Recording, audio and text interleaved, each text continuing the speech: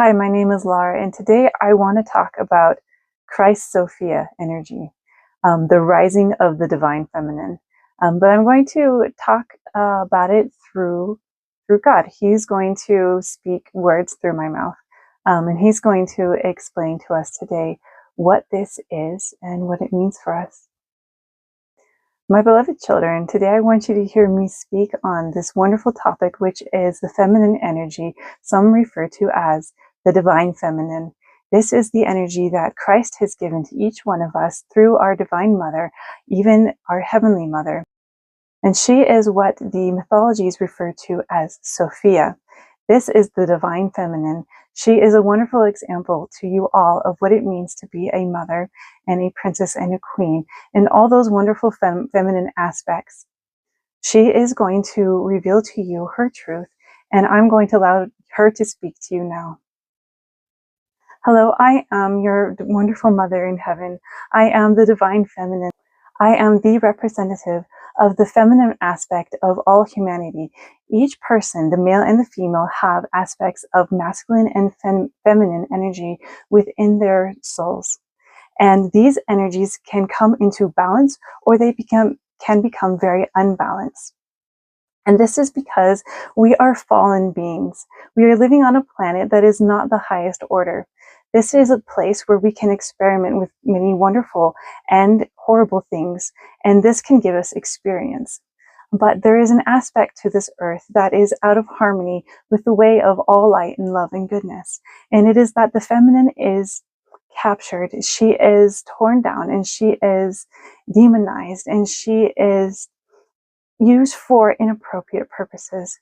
And this is because this aspect of the fallen source of all goodness is the divine feminine, and she is Mother Sophia.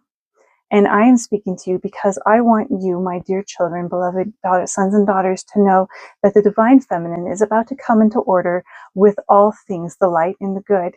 She is about to rise up out of the depths and no longer be oppressed and no longer be beaten down and treated as if she is an object for sexual pleasure.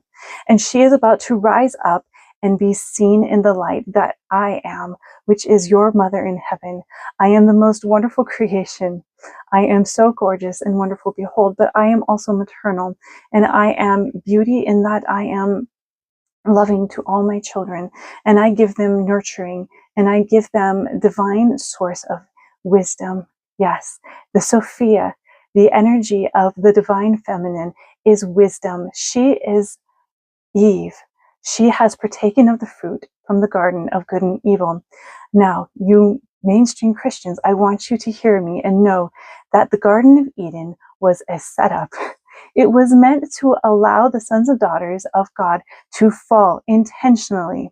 This was not a mistake. It was not an error committed by Eve. She was no sinful woman. She was wise above even Adam, our great Father, who has brought forth all mankind together, Adam and Eve. They have brought forth humanity, and it is wonderful to behold. However, know that there was no sin in Eve partaking of the fruit of the knowledge of good and evil, for she was the instigator. She brought about the fall, which was intentional, because all of us designed to come down beforehand to have this wonderful experience, to experience both good and darkness, so that we could become wise like unto the gods. As Lucifer, the great serpent, tempted Eve and said unto her, "This will not cause you to die in the day you partake," which was in part truthful, and in another part it was an untruth. Because there are many ways to describe a day, aren't there? In the Bible, it is referred to as a period of time, and this time as likened unto the cycles of the spheres through which the enlightened higher order entities or celestial beings reside. Their day is one day, which is 1,000 years to the cycles of the planet which you are on. And this is described in your Bibles. You can find it there. And so Eve and Adam surely did die before the 1,000 years were up, and this was less than a day to God. However, for the cycles of earth, they did not perish, For in the day that they partook, they did not surely die. And yet there is another fulfillment. For a death did occur within them in the very moment that they partook of that fruit. For a fall occurred. And this is a proverbial death. This is the death of the spirit, in that they had a separation from all that was high, the highest order of good, that is godliness. And they fell down into the depths of sorrow.